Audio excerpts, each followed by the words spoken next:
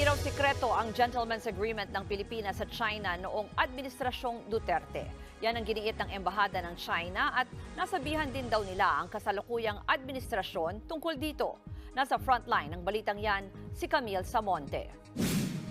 Sinagot na ng Chinese Embassy ang mga tanong ni Pangulong Bongbong Marcos tungkol sa umano'y gentleman's agreement ni dating Pangulong Rodrigo Duterte sa China. Ayon sa embahada, ang gentleman's agreement ay tungkol umano sa pangangasiwa ng sitwasyon sa Ayungin Shoal, pagpapanatili ng kapayapaan at para maiwasan ang anumang gulo. Wala raw itong kinalaman sa soberanya ng dalawang bansa. Hindi rin daw ito sikreto dahil nagtulungan ang mga ahensya ng parehong bansa na mabuo ang kasunduan. Nasabihan din daw nila ang kasalukuyang administrasyon ng Pilipinas tungkol dito.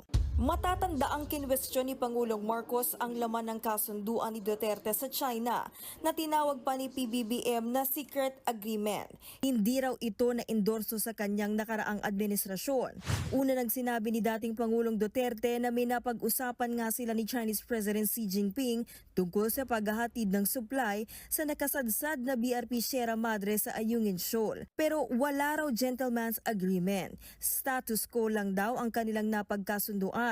Ibig sabihin daw niyan, bawal magdala ng mga construction material para kumpunahin ang nangangalawang ng BRP Sierra Madre.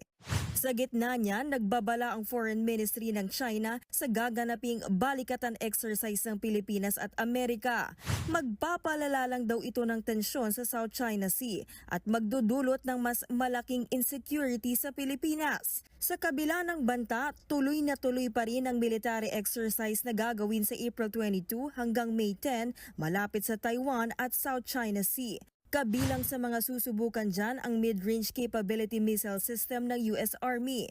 Sa una ring pagkakataon, lalahok sa pagsasanay ang Philippine at US Coast Guards pati na ang French Navy.